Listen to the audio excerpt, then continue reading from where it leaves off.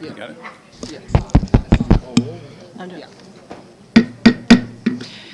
Good evening. This is the Dania Beach City Commission workshop on vacation rentals. It is Monday, June 10, 2019 at 5:30 p.m. Can you please call the roll? Mayor Llewellyn, Here. Vice Mayor Odman, Here. Commissioner Harris, Here. Commissioner James, Here. City Manager Garcia, Here. City Attorney Ansbro. Here. Thank you. Everybody, I had occasion to receive a call this morning from Commissioner Brandon Marty, who's got a family matter to attend to. She may be able to make it here and may show up in the middle of the meeting. She will certainly be here for tomorrow's commission meeting, but apologizes for the matter that had to be addressed. Okay. All right. So the first item for discussion is the vacation rentals. City Manager, did you have comments you wanted to raise? Yes, first? Mayor, thank you. Good Go ahead. evening. Can you hear me? We're very excited to bring you this public workshop to discuss vacation rentals. This is something that I know the commissioners feel the same way. Anything that disrupts the quality of life of our residents is something that's very, very important to us. So we are working on continuing to develop the plan to address these short-term rentals, working as a team. Our code team, working with Broward Sheriff's Office, working with an outside vendor to identify and to be able to track. So with that said, I'm going to turn it over to our Director of Community Development to begin the presentation today for you.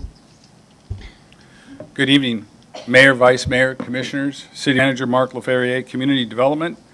And as the manager said, we're happy to be here tonight and hopefully answer some questions by providing information about vacation rentals. I think everyone knows that this is not a Dania Beach phenomenon. This is a worldwide phenomenon that's growing every day and sort of morphs and changes as regulations change. And to try and keep up with the business like this is very difficult to do. I think you'll see when we're done with our presentation that we've been very diligent since this has sort of come on our radar screen about a year ago. In 2011, the City Commission passed an ordinance just before there was a preemption by state law to pass any ordinances involving vacation rentals. And before that time, vacation rentals sort of already had a head start in the economy of Dania Beach and other places throughout the world. But since that time, in 2011, we didn't hear of any complaints, and we also got no applications for vacation rentals until last year. Since last year, we've sort of picked up our enforcement. I think we've sophisticated our enforcement and our intelligence on this matter so that we're trying to be as responsive as possible. What you'll hear tonight is some statistics about our enforcement. You'll also hear from our guest here tonight, Ulrich Benzer, who is the foremost authority on the regulation of vacation rentals throughout the United States. You'll hear a little bit from our police chief during Q&A. Our city attorney is going to give some information on the state law and on our local ordinance. And Eric Walton, our chief of code compliance, will be speaking on some of the statistics. Now, I'm going to ask for some indulgence here right up front because I had Mr. Benzer right up front with some of his information. And we're going to see if we're able to do this under our current technology. Ulrich, are you there? I'm here, but unfortunately I cannot see the slides. So it's hard for me to sort of speak exactly to the right slides in the right order unless you maybe can give me a clue as to what you're showing on the screen. I'll give you a clue. Sounds like two syllables. No. It's your slide that says business and operations of vacation rentals. Okay, perfect. Great. So first of all, thanks for inviting me today. I'm happy to be here. Just to give you a little bit of background, my name is Ulrich Benzer. I'm the CEO and founder of a company called Host Compliance. Host Compliance recently purchased another company called SDR Helper that has been contracted with the city of Dania Beach for about a year or so to help on the enforcement of the city's short-term rental ordinance. And I'm here to provide just a little bit of background, both on what's happening sort of more holistically, but also specifically in Dania Beach, just to sort of like lay out the lay of the land. So to sort of get there, I think the first thing that's important to understand is what is a short-term rental and the way we define it here. And the way that most cities currently define short-term rentals is the rental of residential dwelling units for periods of less than 1 month. And I think that's also consistent with the way it's defined in Dania Beach. And I think one of the things that's really changed in the last decade or so has been that this market has not only exploded, I'll show you that on another slide, but it's really also changed and morphed, as Mark mentions. So the whole market is essentially now moved online, and there are a number of large tech companies, some of them that you may know of, such as Airbnb, VRBO, HomeAway, and Flipkey, that are essentially functioning as online marketplaces for these types of rentals. And what those websites do is that they connect travelers with local hosts, people who want to rent out their residential dwelling units, and make it easy for those people to make bookings, just like if you're booking a hotel, make payments. You can use credit cards and debit cards and all of the sort of modern conveniences that you expect. And people also can leave reviews and provide feedback on their experiences. So this, as you can imagine, is a sort of like new technology, and it's growing like crazy. So Mark, I don't know if you can maybe go to the next page, and I can show the growth in short-term rentals. I've got it. Go ahead. Perfect. So the short-term rental market has grown about 15 times, so 1,500% since 2011 on a global scale. And right now there is about 15,000 online listings for these types of rentals out there. The biggest websites are Airbnb, that you may have heard of, but there's also a number of other players. Another really big one is Booking.com, which is a company that owns a number of accommodation websites, including Priceline.com in the US. And there's actually a myriad of other websites. So we are tracking about 125 different websites that facilitate short-term rentals in one way or another. And next slide, Mark, and if you can give me a clue again. It's your slide on the explosive growth, and it has different cities. I don't know about that. Maybe you guys go to the next one. It's about the Danish city one. Can you show me that one, the one with the 469? Actually, Ulrich, I got those a little later on. The next slide is actually an opportunity for our city attorney to introduce discussion perfect. on the preemptive nature of our state law and the Perfect. city's ordinance itself. Cities in Florida in a little bit of a unique position as opposed to other states in the United States. I mean, we have a lot of tourists and tourism in the state of Florida, so there was great interest by the vacation rental industry to get a foothold into Florida. And in doing so, in 2011, they passed a law that gave the cities a very small window to have an ordinance approved. And that's where I wanted Tom to kind of talk about that a little bit more. Okay, thanks, Mark. In our circumstances, we were very fortunate with Susan Trevarthen's help here from Weiss Road, my old law firm. She had worked on a number of cities, and we were just at the cusp of getting this law on the books right before we were preempted, or that's a fancy word for lawyers to say we would have been prohibited by state law adopted June 1, 2011, from doing anything with these types of operations. We have a very good law on the books. I keep saying that because I really believe it. It's very detailed. It's from 8 years ago, and it still serves us well. And now, of course, we're using it in a lot more circumstances as these things grow, as our consultant is pointing out to us. But to begin with, a vacation rental is defined, so we all know what it means. It's a group of units. It could be a condominium, timeshare, or any individually or collectively owned single-family, two-family, or multiple-family house under four units, which is also considered transient public lodging establishment by the state. But for our purposes, our law only applies to units that have 4 or less units. So fourplexes, triplexes, duplexes, single-family homes. And also, our law only applies to stays, which is a good thing, of at least a minimum of 5 days. You have to imagine that other cities, such as Fort Lauderdale, did not make it on time, did not have this law in the books. And it wasn't until 2014 when the cities clamored for some help for the ones that didn't make it on time to do something for them. So the state law was amended to allow the cities that missed the clock to come back in and to allow them to address noise, parking, trash, and related issues on a very limited basis. One thing that still remains for all of us is that we cannot prohibit these at all. That's clear in the state law, nor can we regulate the duration other than what we already have now, which is 5 days, which is, that prevents you from having these 1 or 2 night stays, which plagues a lot of cities. You have transient rentals over and over, or with the weekend parties. Those are prohibited in our city, fortunately. So ours is 5 days. So again, we have the benefit of very good law, and now we're dealing with it. The other cities got that relaxation, but we cannot go back, and I don't recommend we'd ever go back and try to amend as to the duration or the frequency. We can't even regulate the frequency, meaning how many of these can they have a year? How many times can they rent a unit a year? 30, 50, we can't tell you how many, or to confine it to 3 or so. It just cannot be done under the state law. What has happened in a number of cities, this has been going on since 2011, of course, but beginning in 2016, the industry decided we need to push back against the cities and the counties who are trying to regulate us.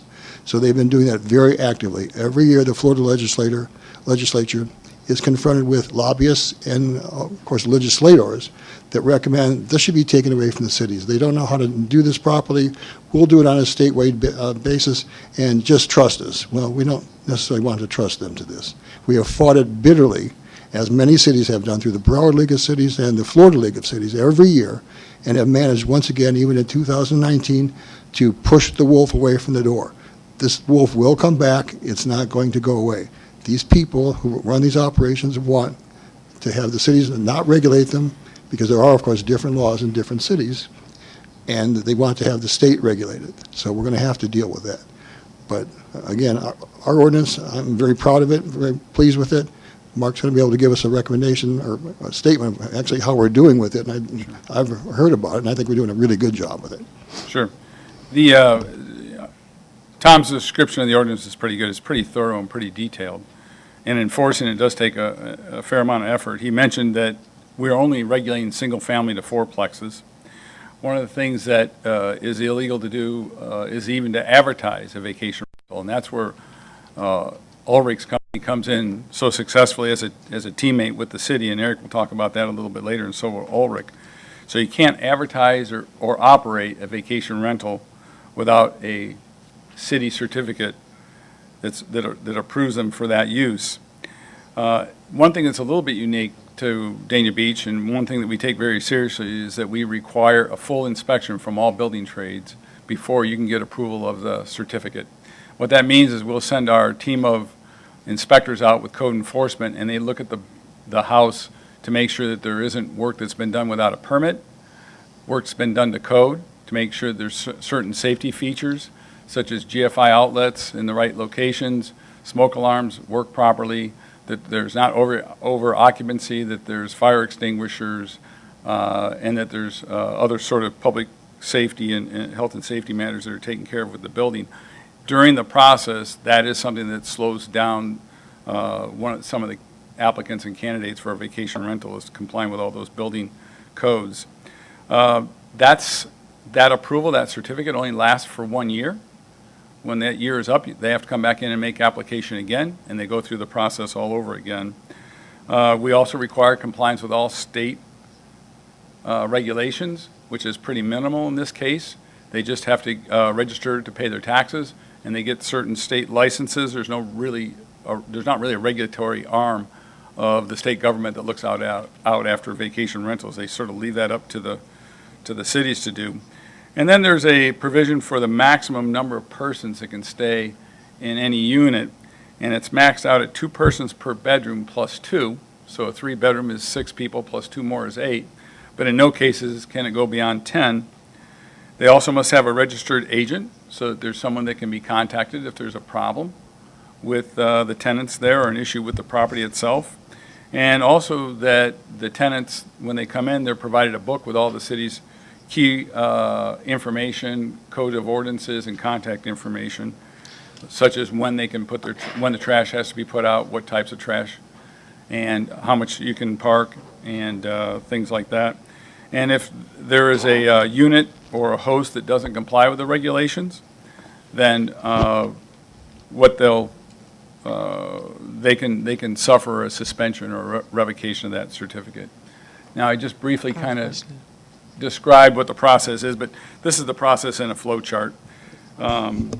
There's fees along the way. There's different inspections along the way. Mark, But- can you hold on for 1 second? Sure. I know Commissioner James, you have your light lit. I'd like to him get through the presentation, and then we can maybe ask questions at the end. But it's on the slide that's like right there. I don't, I understand that, but, I mean, we have an agenda here that basically says that we're going through the presentation, and then we'll ask questions at the end. Thank you. This slide just simply sort of shows the process for getting a vacation rental certificate that I described in the previous slide. But one of the things that we do know is that vacation rentals are a little bit of a different use than your neighbor, although your neighbor may do some of the things that happens in a vacation rental.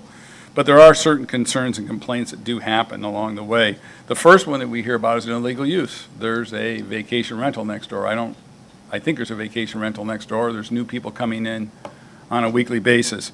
We'll get calls like that. We can take calls from, we can take calls, complaints, either anonymously or through email or through phone calls. All could be anonymous. Obviously, the emails cannot be. But we'll follow up with that by checking the complaint to see if they are advertising as a vacation rental. And then we can also confirm if they're operating as a vacation rental. That results in a notice of violation. Other things like traffic noise and other disruptive activities, those are things that we are in the process of improving on, such as our noise ordinance and procedures. But those are typically things that are going to happen after hours. That might be a call to BSO. BSO is here tonight to help out with any questions on that. And there might be other things that happen at a vacation rental location, not unlike any other places in cities that BSO might have additional investigative matters. So those sort of other disruptive activities, they're handled already by other ordinances. We might look at a way of strengthening those ordinances, but there are ordinances that deal with those. The other one is excessive parking of vehicles, and if they're parking in the public right-of-way, they can be ticketed and towed. If they're on private property, we have to issue a notice of violation to go before the magistrate. Usually by the time the magistrate's hearing rolls around, the car's already been has been relocated. But the most effective is if it's in the street, it could be ticketed or towed. And then excessive garbage. There's a code violation if they put the garbage out on the wrong days, and if they put out too much. If they put out too much on the wrong day, then it's considered bulk, and the city can pick up and then fine the property owner. And then there's the information on all the data that this has all been generated over the last a little bit more than a year. I mentioned that we really didn't get our first complaints and our first application until about a year ago. Eric, if you want to come up and sort of go over some of the statistics, this will sort of describe the work that we've done to date and where we're at as far as enforcement on what's existing today. Good evening, Commission Manager, Eric Walton, Co-Compliance Manager and Parking Manager. And also, just for everyone's information, this information will be available on the city's website with a link under the Co-Compliance. And if there's any other questions, feel free to call my office and we'll get more information. So, statistics. Basically, there's 191 properties that are listed in the city that are currently operating as vacation rentals. And out of that 131 properties are subject to city code enforcement, which means we can enforce our current code against the 131 properties. As of now, we have already cited 109 of the 131 properties for operating without a certificate for vacation rental use. And as of to date, we have had, out of the 109, 56 properties have come into compliance because they've abstained from the use. They're no longer operating as a vacation rental. Currently, we have 44 properties that are in the application process, and 22 of those properties have been approved and are legal vacation rentals, and there's another 22 that are pending. And as of this week's date, we've taken 18 properties to hearings, and they do have fines pending on those properties.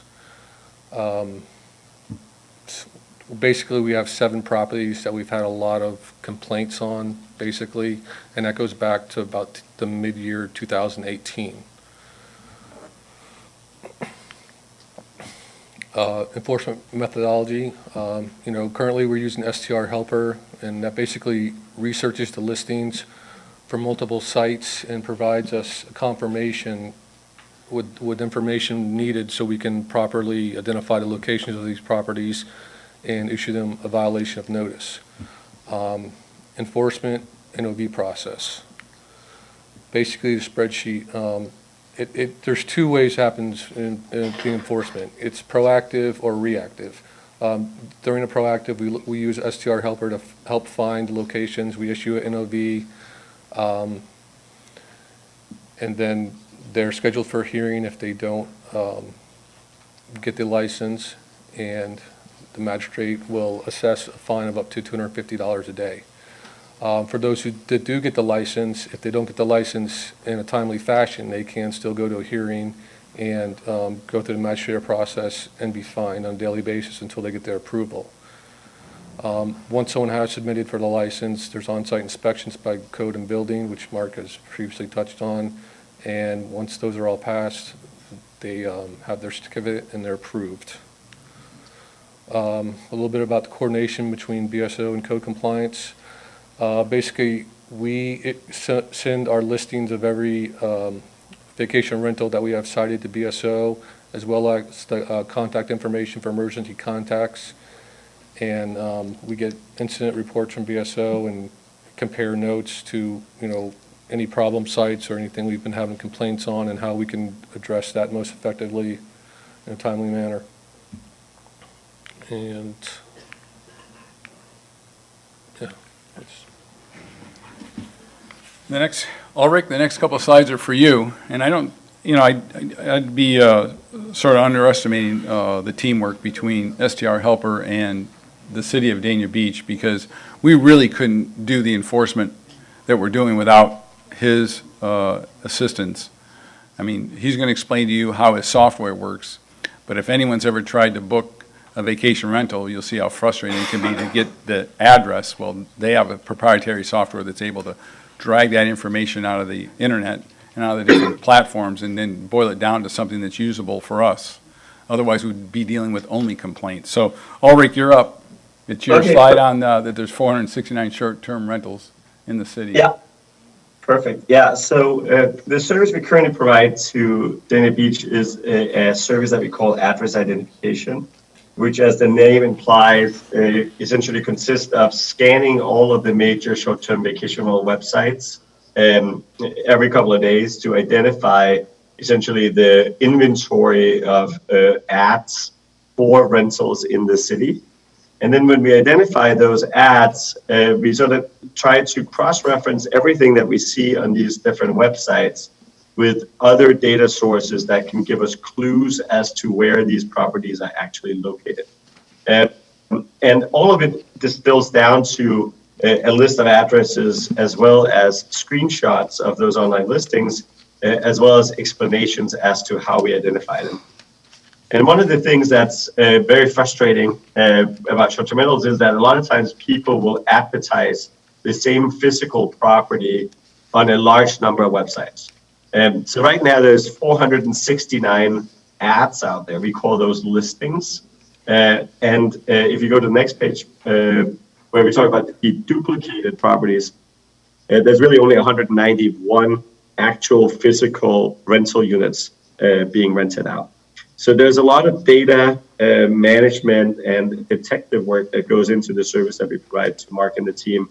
And the key here is that we essentially stay on top of the Dania Beach market. So Mark and his team can spend their time actually doing the enforcement work as opposed to doing all of this administrative desk detective work. Thank you, Ulrich. Mark, any other questions or more detail you want me to provide? Well, we're gonna have a moment where we can do some Q&A. I've got just one last slide. Perfect. So that does kind of summarize what the law is, its origins, its limitations, and what the enforcement process is and what some of the results of that enforcement has been. This slide deals with, sort of moving forward.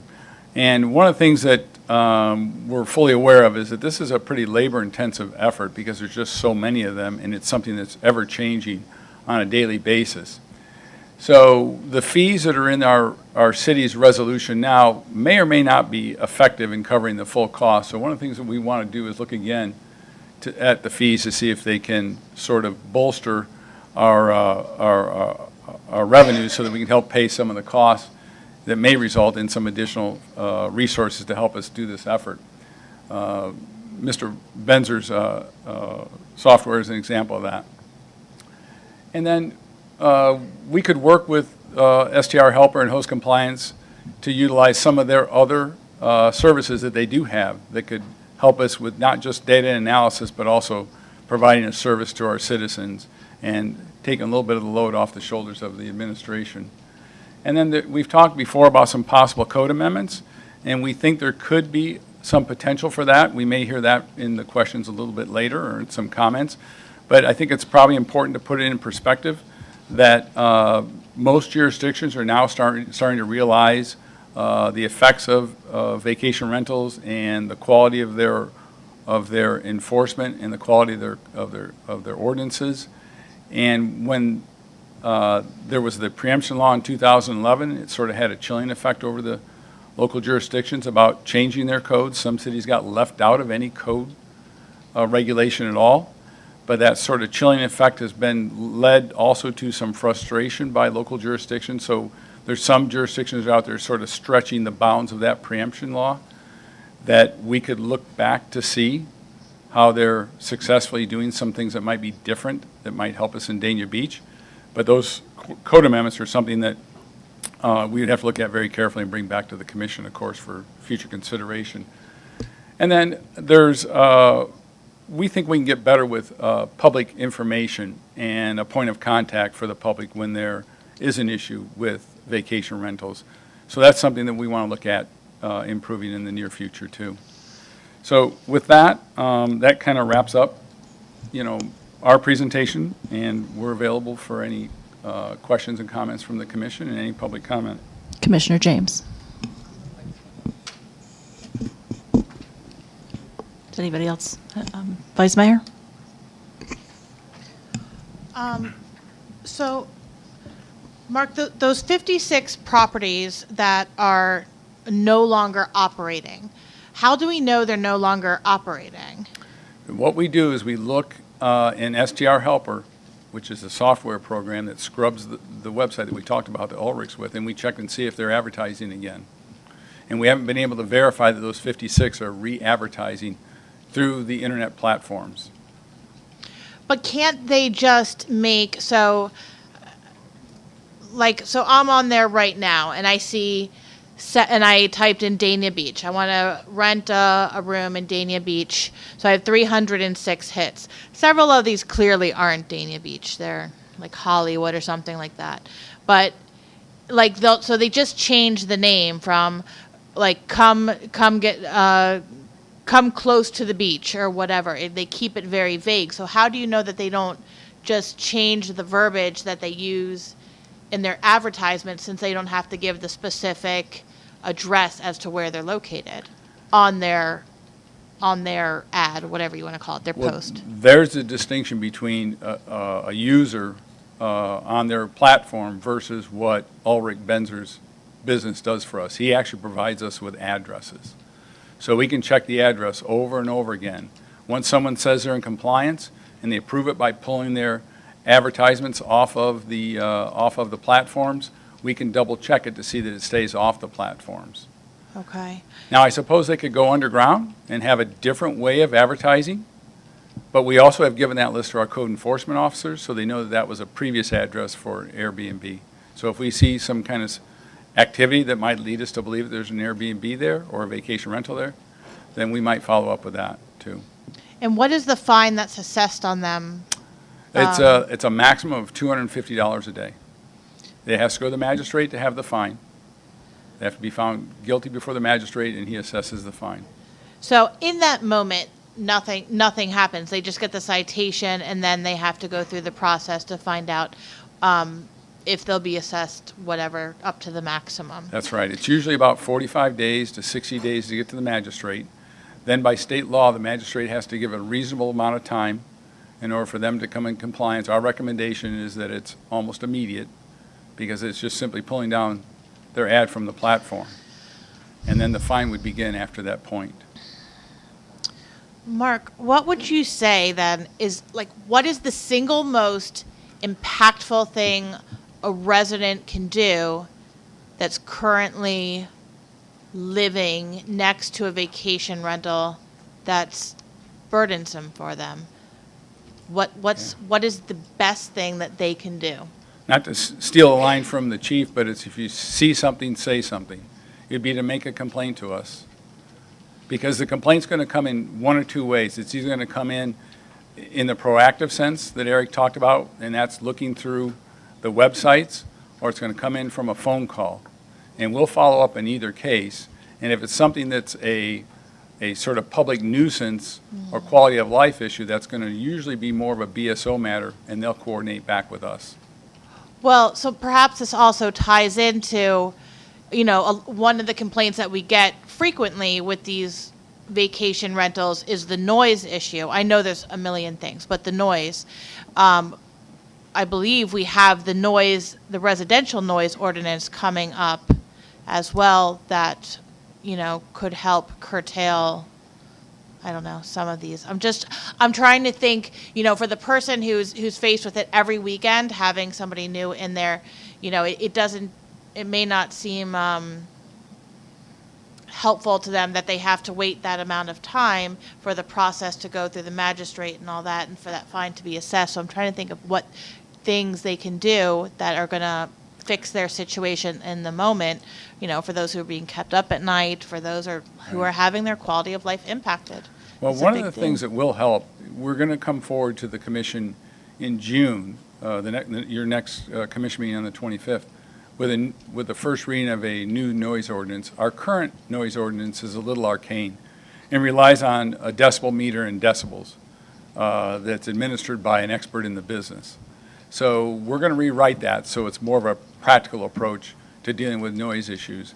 The noise issues are going to probably be some of the most common issues, and parking would be too.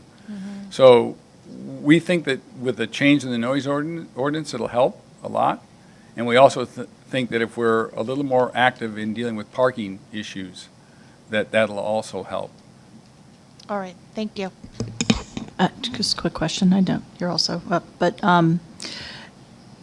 couple of questions. What is the fee for someone to register their property? It's just about, total is just about $600, because what it boils down to is you have to get a certificate of use, then you have to file an application for the vacation rental, then you have to have all the inspections. There's a charge for all the inspections. When you pass those inspections, you have to get a business tax receipt. So all those total up to approximately $600. Okay, and I know one of the things you had on the slide, one of the slides up there was that there's a potential for increasing the fines per day in order to help dissuade people from violating the law, correct? No, increasing the fees to help Okay. bolster the revenues to support the enforcement actions. The fines are limited by state law.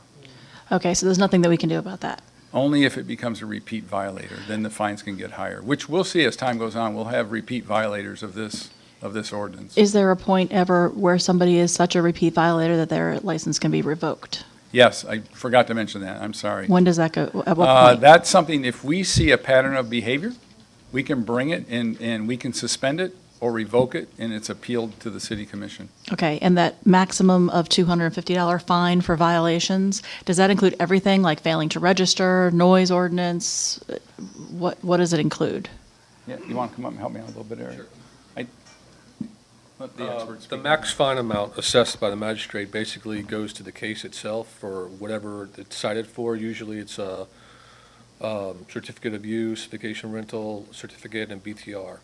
And so on a daily basis, it just goes on the case itself, not per fine.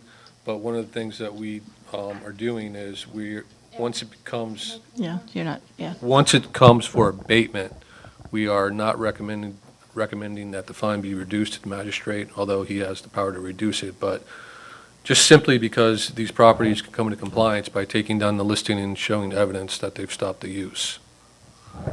Okay. And I know you had numbers on there, the 191 total properties and the 131 that are actually, we can actually regulate. What are the other 60 properties? I know they're not included in the ordinance, but what type of properties are they? They're almost all multifamily units. There's some mobile home units in there also. And that's something that we could incorporate into a new ordinance, perhaps? That's something that if the commission wants us to look at, we will do that. As I said a little bit earlier, cities are starting to push the limits of that preemptive provision of the state law, and we can look to see how maybe someone's doing it successfully or how it could be done successfully.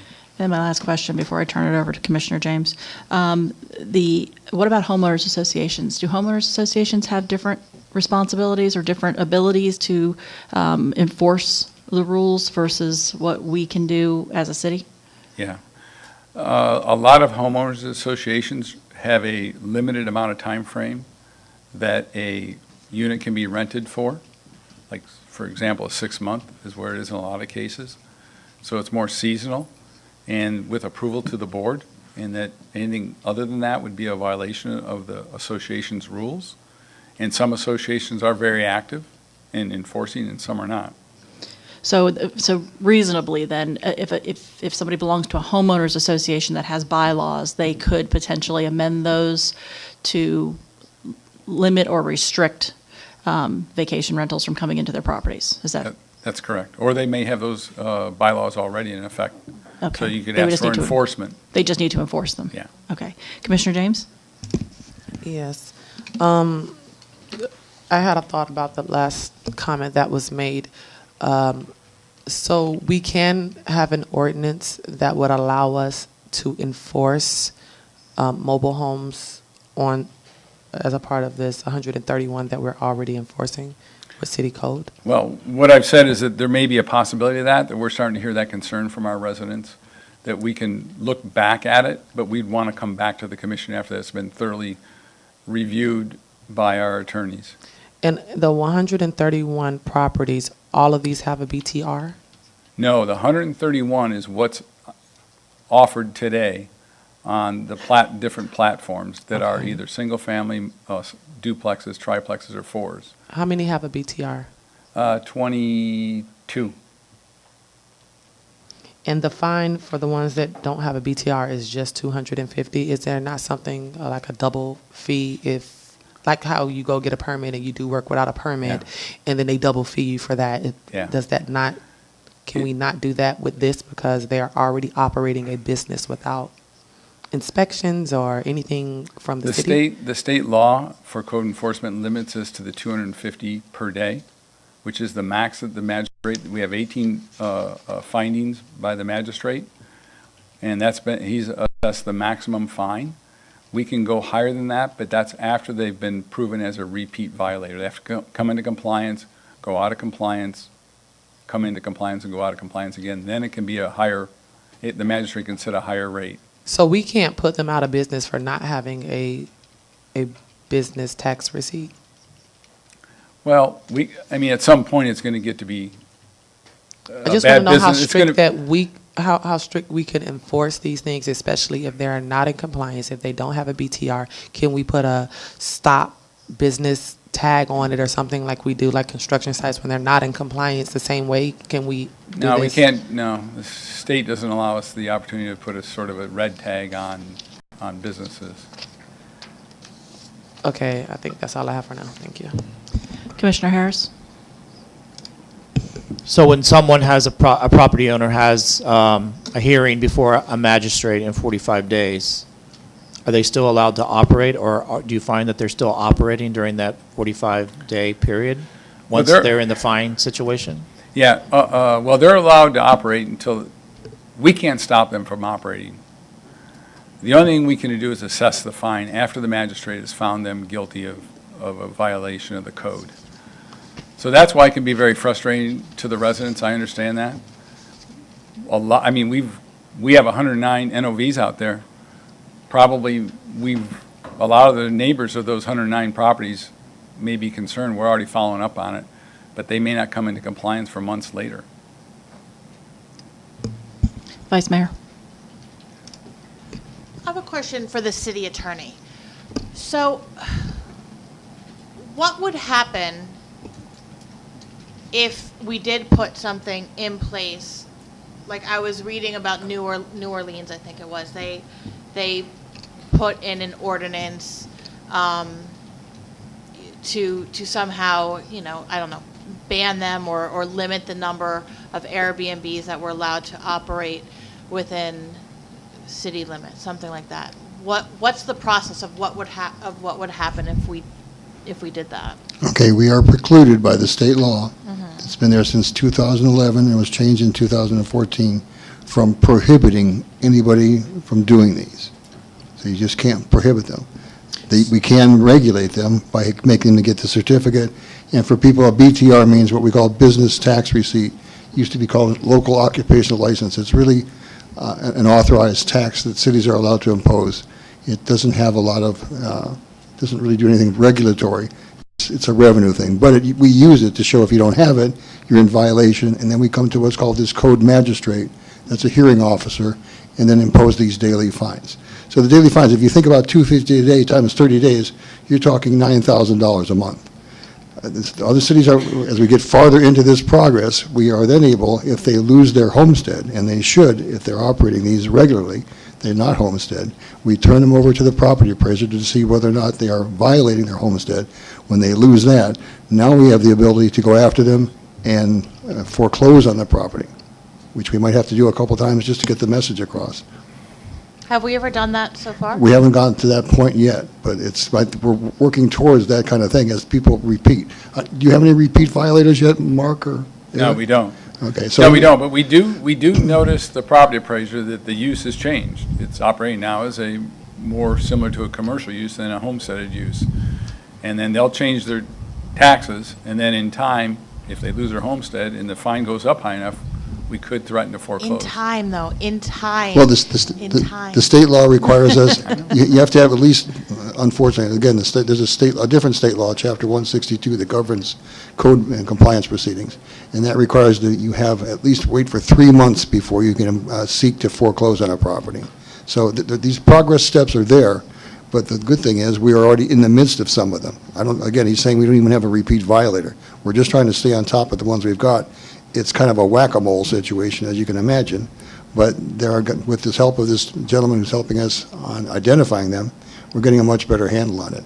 The frustration we share with the constituents here is the parking, the noise. Those are the things we're trying to do a better job at to get relief for them faster. And if we have to use the county court system, perhaps that's a way to do it when the noise violations are bad or when the parking is so bad that the fines are not enough. So you get a county judge then to hear it, and sometimes that's a different opportunity for a forum, something different for enforcement. We haven't gone that point yet because we haven't been frustrated with the code process yet. Commissioner James, did you have something else? Yes, I forgot to ask Mark this question. And this is something that I've heard regularly from a lot of our residents. How do we enforce certain things like right now? Minimum of 5 days or a maximum 2 persons per bedroom so we can't enter the property, or must have a registered agent, not to exceed 10 persons. How if I have a home and I have someone living next to me that I know is having a house party or a big sleepover, like how do our residents enforce that, like right then and right there, or is there not a way? Because saying, if they're caught in violation, but who's regulating this? Who's policing these? Are the residents policing these Airbnbs, or? Well, you can imagine how difficult that is to get that evidence. That evidence would be upon discovery, meaning that the police would show up. This is why them providing the incident reports to us is important. If the police is called out and their incident report concludes that there were this many guests and it goes beyond the maximum, or that there was evidence that their stay there was below the 5 minimum, then we'll use that and bring it to the code enforcement magistrate. But then, isn't that dangerous to have our residents now being police officers or, Yeah. or detectives, or saying that they have to give them evidence of how are they going to really give evidence? And can the police just go into No, someone's that's why, home? that's what I'm saying. Maybe I misspoke. I'm sorry if I did. What I meant to say was that if there's a call and a BSO officer is there, and he gets the incident, he writes up the incident, and it includes in his report more than or less than 5 days, more than the maximum, then we'll use that as the evidence to bring it to the magistrate. So it would be a matter of, it's upon discovery by BSO or by code enforcement that we could enforce it. We wouldn't be able to enforce those regulations sort of in a premature situation. It's going to have to be upon discovery. We're going to have to witness it. Can they go inside the homes though? Like if I had a BSO officer and I'll just say no, they're not staying, they're just visiting. Then what? Like how do you? Yeah. That's Yeah, just tough. the same thing. luck. Our code enforcement officers can knock on the door and ask questions and get information that's given to us. Unless there's some other reason for BSO to go deeper into the residence, it would be the same sort of discovery. Okay. I just have one quick question and then a couple of comments for everybody, and then we're going to open it up to the public.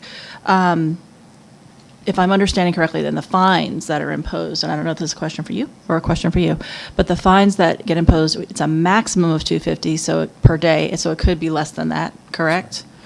That's correct? Yes, but I think the recommendation has been consistently to do the maximum per day. Per day, So okay. that's the code staff going to the magistrate. We have two different magistrates, and they are aware of the city's concern with this issue as a very hot issue and a quality of life. So we ask for the maximum, and we get that order. And that does not start to accrue until after the magistrate finds that they violated the ordinance. That's correct. But again, So- as Mark points out, and what happens is, it's so easy to have them comply by taking down off the platforms the ads. And if we find 2 days later they're still there, now we tag them for the days that the ads remained, and we'll start to come back to the magistrate on dates A through X. Here's how we saw the ads. The magistrate can then impose the fine, and the fine is, their last resort is to go to circuit court. Okay. And just a couple of comments, just to update people on some things. I spoke to Representative Chip LaMarca on Friday about this because he actually had a bill that he presented to the House this past session. It was heard in the House, I believe it was passed in the House, but it never went, it was never heard in the Senate, right? And when I spoke to him about it, he actually said that it's probably not going to be brought up again the next session, and they're probably going to wait another year, primarily because of the current climate in Tallahassee with regard to these issues, which is not favorable to the local cities. They may bring it up, they may not, but it may not because of the current concerns, and there's certain people up there right now that are really pushing to keep the state regulating everything and not allow the cities to do it. So write to your Congress people, write to your representatives is just what I'm going to throw out there to everybody. The other issue is, you mentioned the homestead issue and working with the property appraiser. That's something that I'm already doing. And we're going to have a presentation by Marty Carr, hopefully in the next couple of meetings, because he's actually doing some investigation for us with regard to utilities in comparison to locations to see, and part of that is going to help us identify some of these properties, I think. So they're still working on it. It takes a little longer because we have Broward out west, different water. It's not city water, so it's taking a little bit longer. We were hoping to have it done by now, but it will be coming up. And I think that's going to, not only is it going to earn some income for the city, but it's also going to identify some of these problems. And we may be able to identify more of these properties, and we'll get that information to you as well.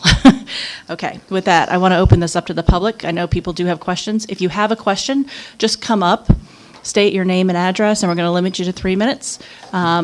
And just, we don't have our normal process, but if you each come up one at a time, that'll be fine. Thank you. Charlotte Sloboda, 2905 Lakeshore Drive, Dania Beach. I have a twofold question. Community I live in is a property owners association. Now, our covenants and bylaws state that when you purchase a house, you can only rent your house out one time, whether it's one day or for the whole year.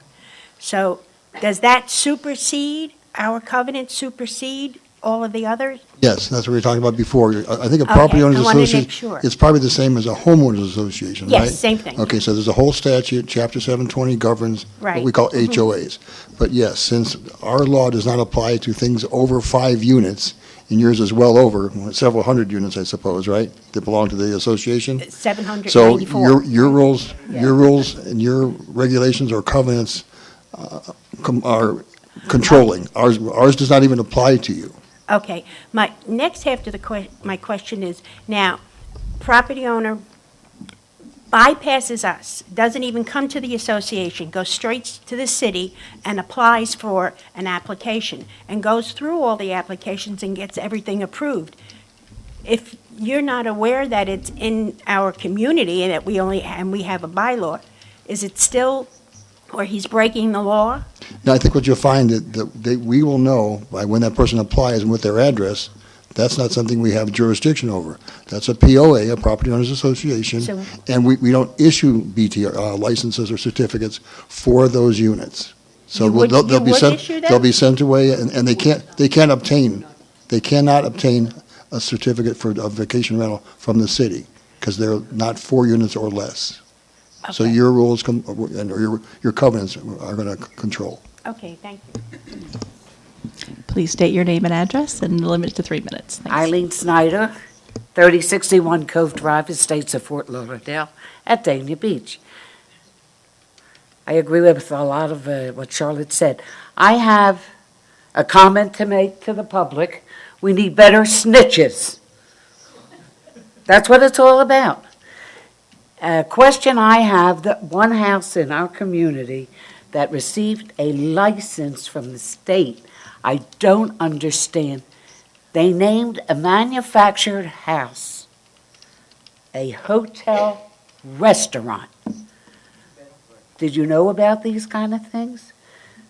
Then they applied for an occupational license from Dania Beach, and they received it as a hotel restaurant. Now, I noticed they're expired, but they're still sitting in the windows. I think you need to report that address to Mark before you leave. Thank you, that's it. Please state your name and address, and we limited 3 minutes. Good evening, Sean DeRosa, 408 Southeast 5th Street. 2 things before I get started is, just out of the box, I don't think our fees are adequate. I think that's a gift to these folks. I think at a bare minimum, you need to come up with a budget where the fees at least can cover the cost of the staff in City Hall and cover the cost of 2 additional BSO officers to play hotel security guard and regulate these folks. I heard Mr. LaFerrier say that he hasn't had any repeat violators. That's kind of shocking and surprising to me, since I've sent photographic evidence, time, date stamped, probably a dozen times to Mr. Ansbro, city manager, to the entire commission on 402 Southeast 5th Street. So when Commissioner James says, how are the residents going to have this stuff enforced? Are they supposed to be playing detective? I've sent it 12 times now, and you've had your director just come up here and share that there's no incidence of a repeat violator. Is somebody going to investigate that now tonight? Why 402 Southeast 5th Street has not been brought up at special magistrate as a repeat violator? At this point, looking at the way the ordinance is written, I believe it's 3 strikes and you're out in terms of revocation of your license. So I'm surprised 402 Southeast 5th Street isn't even up for revocation of their license. You've all seen the photographic evidence. I think we do need a better tracking methodology of who's coming and going to these residences. I don't know if it's we want plates, models, years of cars.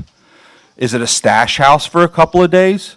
I know you mentioned a minimum of 5 days. I can tell you, I live next door to one. Sometimes it's 1 night, 2 nights. Very rarely is it 5 days. The worst episode I had was the party would start at 2 a.m. and go to about 5:30 a.m. And I thought, okay, that's just 1 night. You know, hopefully they're not going to do this. It went 5 nights in a row. And I sent you all the security screenshot videos. I got BSO involved. Did BSO create any incident reports for that? That was 5 nights in a row, being woken up at 2 a.m. through 5:30 a.m. with a party next door. So these are just a few things. I hope this won't be our only public workshop. I hope we can still come together and exchange ideas, and we can get to the bottom of preserving our quality of life, preserving the value of our single-family residential community, and preserving the safety of our community. Thank you very much. Thank you. Commissioner James? Yes, I have a question, I guess, for Mark about that last, about Sean's comment. How do we, I'm sorry, could you let Mark answer me first? He needs the mic. Sorry. That's okay. How do we identify if someone is a repeat violator? I know we're all familiar with Sean's emails Yeah. and pictures and Yeah. with various things. So how do we identify if someone is a repeat violator, and if it's BSO called out, does that count? Or I'm a little confused now. Well, I mean, I think that situation kind of describes a lot of the frustration that people can have sometimes. But in order to be a repeat violator, you have to come back into compliance and then go out of compliance again. This is the statutory definition of a repeat violator. It's not a city code. And just so you understand that property went to hearing to our magistrate in July of last year. It collected a fine, and I think that fine, at $250 a day, I think it was almost $50,000. They've gone through the application process. They're ready for that application to be approved, but we can't approve it until they pay the fines. So But they they've can still operate? They may still be operating. Yeah, they're still operating, so the fines are still accruing, even though the application is pending approval. But we can't issue the approval of the application until they pay the fines. So we So can't this put is a the stop? frustration that we have from the state law promulgating down to the city how we do code enforcement. Okay. Come on up. No, the due date's passed. The due date's been passed for over a year. There's a $55,000 fine. So that, Mark, may be one that, if it hasn't gone to the property appraiser to revoke the homestead exemption, it should, and then we'll take it to foreclosure. Let's make an example of somebody. Come on up, Patricia. Please state your name and address. Patricia Favor, 200 Southeast Fifth Avenue. And I live in a condo, so I know what you were saying earlier. But my question is, oh, yeah, that worked. No wonder we can't hear anybody. My question is, we know that people are using their condos as Airbnbs, and we see the people coming and going. And our condo association, I guess, could fine them if we had a fines thing. But can we call and report them to the police for noise but if they're not making noise, do we have any recourse, I guess, is my question. Again, a noise violation is a police matter, and therefore the police can investigate that. But as far as people coming and going, That's where you need to go to your board to say, you know this is going on, because we've told you about it, and I want you board members to do what you're supposed to do to enforce against the owner of the unit the requirement to, whatever the rental restriction is for your condominium. Almost every condominium has, like they said before, no more than 30 days a year, or no more than twice 30 days a year, whatever it is, as long as that can be established, then your own board should be able to impose, through its own system of fines, to make that owner stop doing that. And then if they don't, it's a lien on that unit, typically under your laws, your regulations. thank you, sir. You're welcome. City Manager? Yes, what I wanted to do was address the noise ordinance that we have in place that's very archaic, and it also does not allow us to really be able to go after these people that are disrupting the quality of life of our residents. We started working several months ago with our vice mayor and Mark and the whole team. What we have done is begin to take the first step, which is residential construction and also non-residential construction. Now, at the June 25th meeting, we're going to bring a continued noise residential ordinance that's going to address the noise, loud music, and more disruptions that allows us to even be able to enforce even more, not just us in code, but also BSO. So within the next month, we're going to continue to put more teeth in that ordinance that we're putting together for you. Come on up. Please state your name and address. Yes. Louise Vallow, Estates of Fort Lauderdale Property Owners Association, 2850 Southwest 54th Street. My only concern is that can we get collaboration from the city, like the permit department does, that there is a section on the application that demands for you to get approval from the association prior to submitting the license or the certificate of use? Because the permit department does that. We have to give them an approval first, and that is submitted to you, and then you give them the permit. Can we get that same type of collaboration? You're in the estates, right? Yes, it is. Okay, as I mentioned earlier, you're not subject to the city's ordinance. Okay. You have to rely upon your board to turn the people in. As the lady said, you need the snitches to turn them in, and your board has to fine the owner for violating your regulations. Okay. So in other words, turning you're it over to going the to give city them the won't help- license, it because won't that's help what we you. have found. It You won't are help- giving them the license, okay. Right. And we just have to find them. Right, Okay. but again, the city can't help on that. We understand that most home associations, which is what you have, and condominiums, want to control their own destiny of how many people get to rent and how often. Exactly. You don't want to have the city tell you, here's what the law is, and it applies to you. Okay. That's why we don't have laws that govern those kinds of things. Okay, We but left it to you to. they do that in the permit department to get a license to do a construction or anything else. They do have it on the application that you need to get POA approval first. So I was just requesting if it's possible to do it in the certificate of use application. Something to consider. Mark, is there a difference? I mean, can you explain the difference with that? Well, yes, we do require that they give us evidence that they've notified the HOA when there's a permit application. I think what the young lady's asking for is that same sort of notice be included with the certificate of use application. I hate this thing. It just doesn't work very well, right? But we'll modify our applications to include that. Even though we don't regulate in mobile home parks, but I can include it with the certificate of use applications, so that if there is a request for even a rental of any kind, that way the association is aware of the application. And it cannot do under that.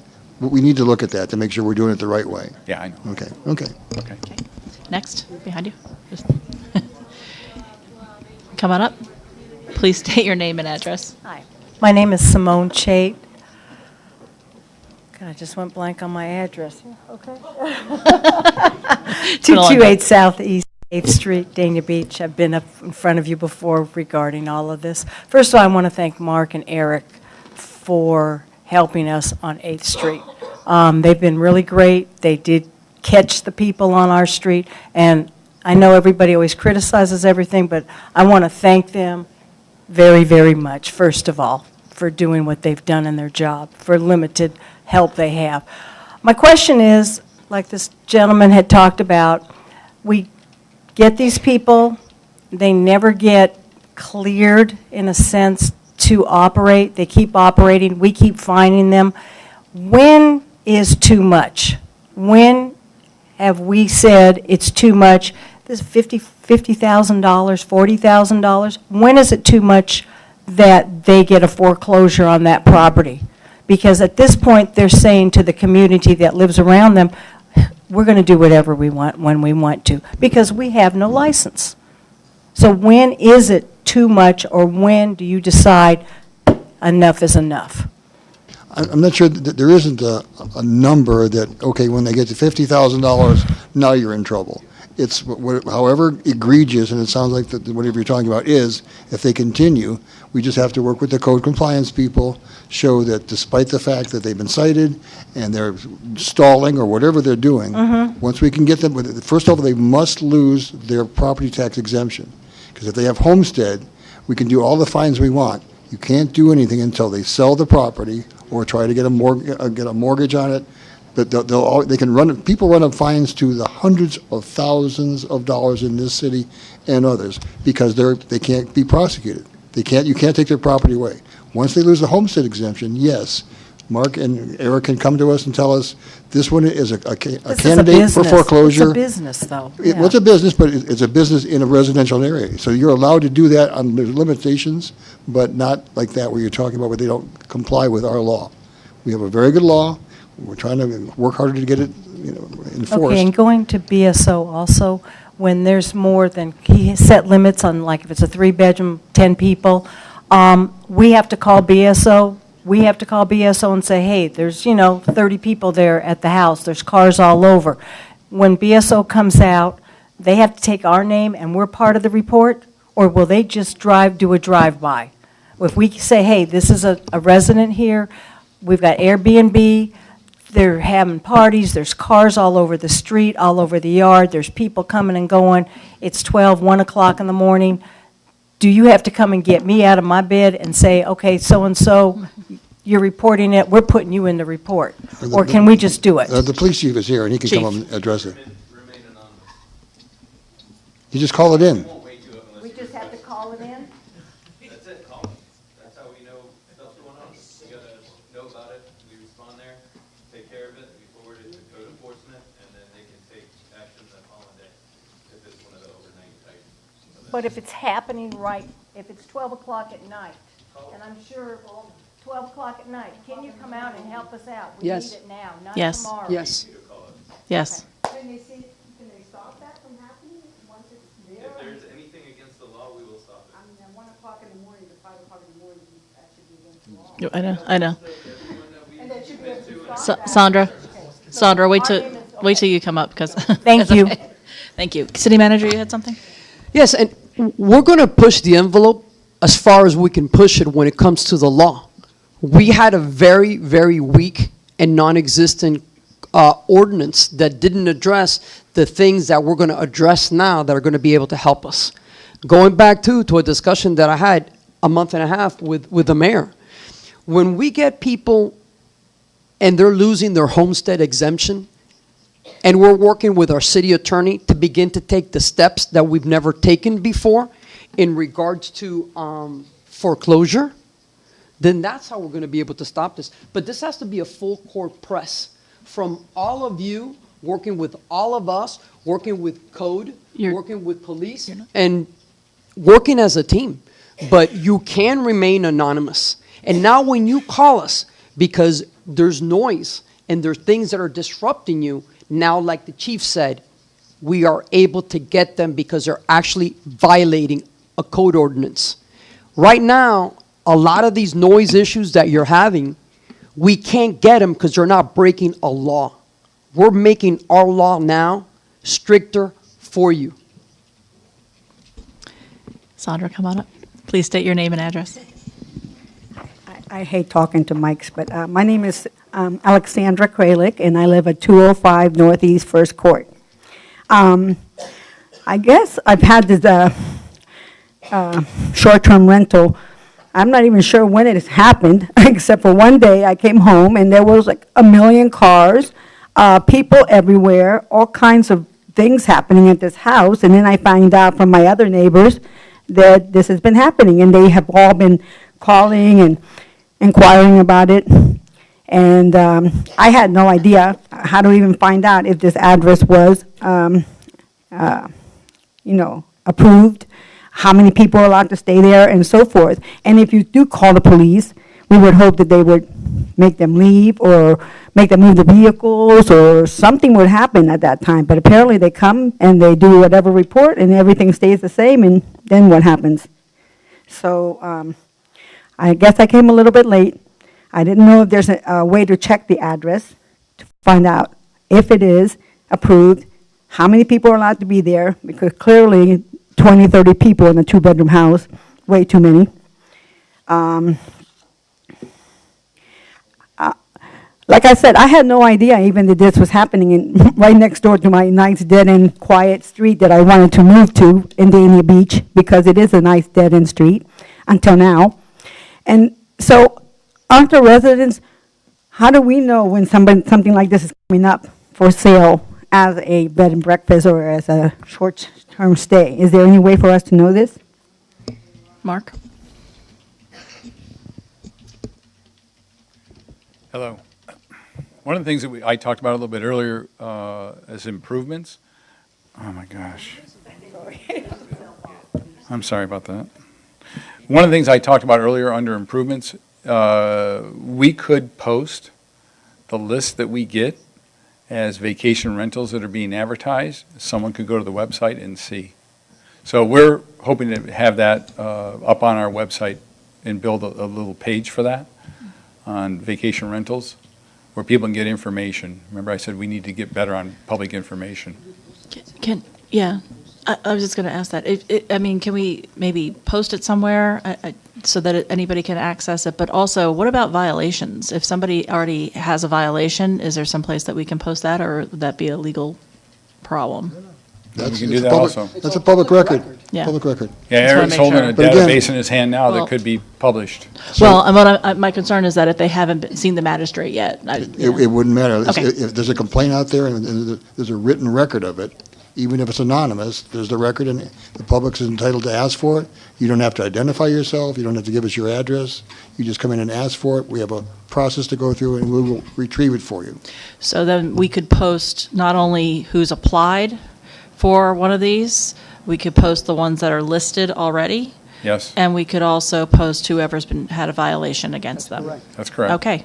Sounds And good. the Yeah. ones that were made legal through a certificate. Okay. Come on up, Sandra, you got to talk into them. He's taking down notes here. I just want to find out how long that application takes for them to go through all that. Mark can answer that for you again. Sure. A lot of times, the success of the applicant it really dictates, how quickly an application can be approved or denied. But we're typically seeing that it's at least a 2 to 6 month process. Remember, they go through a full inspection of the house. If we find that they did work without a permit, then that means they got to stop and get a permit, which means they may have to do some remedial work on the construction aspect of their home. So it's about 2 to 6 months. Okay, thank you. Next, please state your name and address. Good evening. My name is Gaia Calcaterra, and the address is 513 Northeast 2nd Street in Dania Beach. And I would just like to take a moment to present the other side. Too loud? How's that? Good. Just to present the other side of the argument too, and just so that everyone's aware, I'm very, very for people cracking down and noise ordinances and all of that. I own a vacation rental property here in the city of Dania Beach and one in Fort Lauderdale, so I've already been through this whole process with the city of Fort Lauderdale, and I comply with everything, okay? We have all the licenses and all of that. So I bought this property in Dania Beach in 2015 when the city didn't even have the possibility of registering it as a vacation rental. And I even registered it with Tallahassee as a vacation rental. And come to, 25th of March of this year, we get this notice of violation on the front door. So we start calling the city, and it takes numerous phone calls, numerous visits to find out what the whole process and procedure is. And a month later, we finally find out, and I get this whole form. And again, I'm happy to comply with all of it, but the cost is really $800 with just about every inspection under the sun. The city of Fort Lauderdale, for example, only requires for smoke alarms, exit signs, noise ordinances.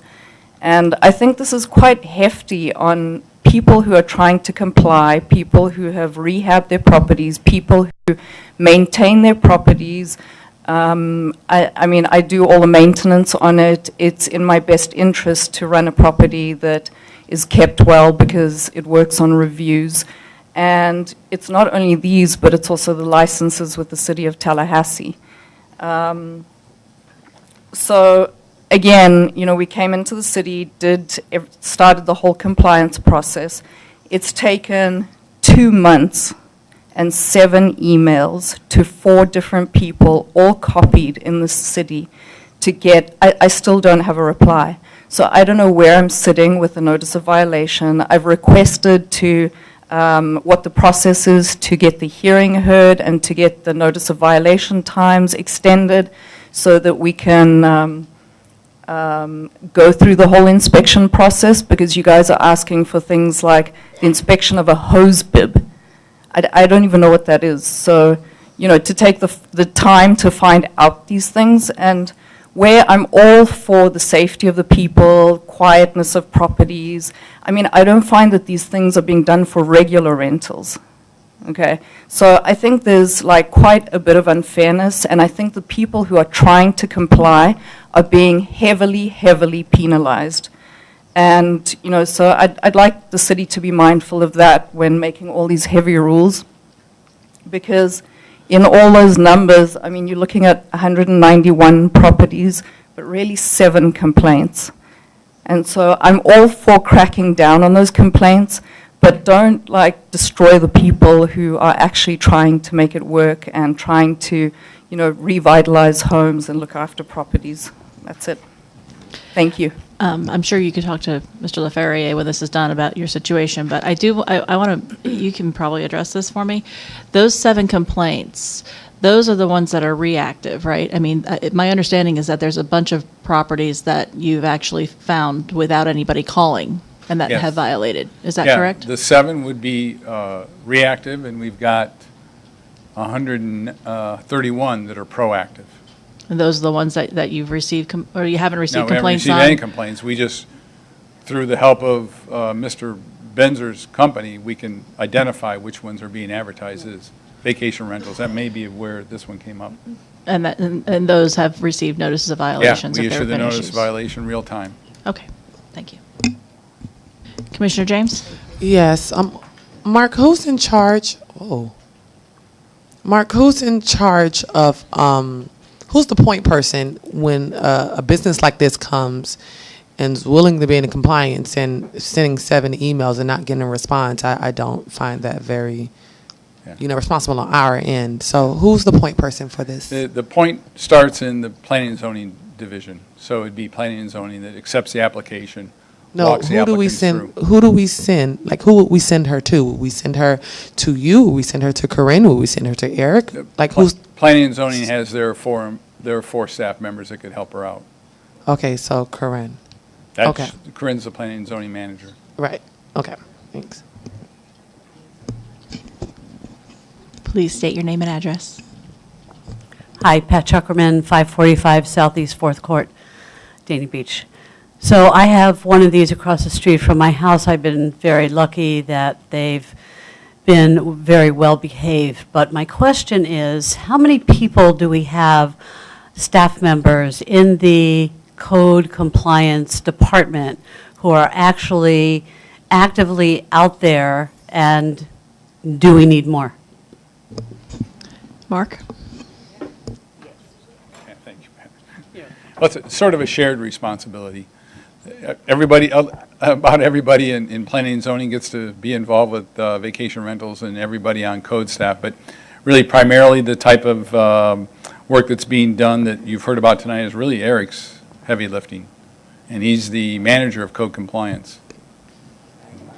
Can I add to that? Would it make sense to have a point person for this, who's, well, in the greatest sense, is she in charge of all of this with all the keeping up after it? Yeah, this and all the other enforcement of all of our other codes, that's Eric's job.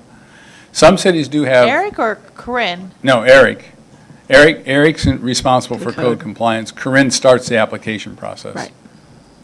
But there's, as you can see, there's only 44 applications in process, but 130-some that are subject to city regulation. So Eric's involved with sort of all those properties and in the full process all the way through from beginning to end, either as it results in a certificate or as it results in a violation. Okay. I'm just trying to think of if there was a way to, we get obviously a ton of these emails of, this is what's going on, what do I do, here's the pictures.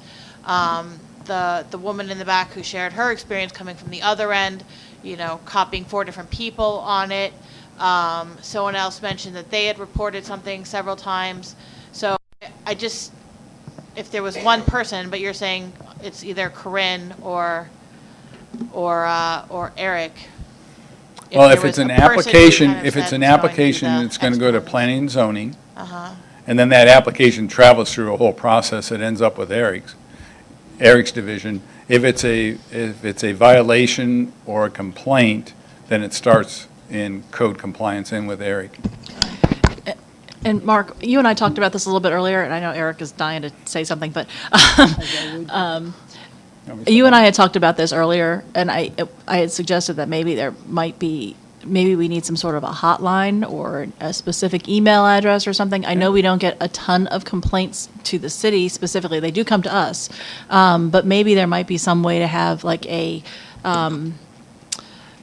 one email address or one phone number or both where people are aware that anything to do with vacation rentals, whether it's on the front end or the back end, maybe that's something we need to do. I know we have a specific phone number for homeless issues that goes to BSO. Maybe we need something like that for the city that deals specifically with vacation rentals, that front end and back end. I think we can get better with public information. All right. I agree. Okay.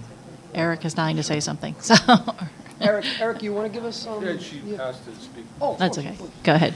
So Corinne is one person, Eric is one person. Unless they're working 48 hours a day, it seems to me that we need more staff to help them and more staff to be able to deal with these issues. Well, go ahead, Eric. I'll let you speak Just first. real quickly, we will make an email address that will be strictly for vacation rentals. We'll have it put on the website, and we will, coming up very shortly, have all the statistics posted, so anyone can go online to find out if there's a pending application, pending code case, or any other information.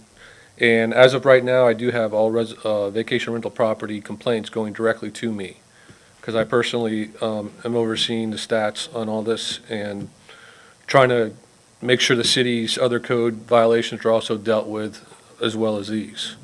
Mayor, can you give his information for That's, the record? I was going to suggest that we make sure that your email and phone number is given out tonight for everybody, and maybe put it in the minutes as well, so go right ahead and do that. Okay. My direct phone number is 954-924-6810, extension 3703. And louder into the mic. 954-924-6810, extension 3703. And my email address is ewalton, WALTON, @daniabeachfl.gov. Thank you. Roberta. Roberta Grimmer, 5250 Southwest 22nd Terrace Avenue, Dania Beach. My question has to do with a lot of our community is it's a second home, but they come down themselves for the winter, but perhaps they want to rent out for a week or two when they go back north at Christmas time. Will they be subject to the same code compliance? Go ahead, Tom. Is this a single-family home you're talking about?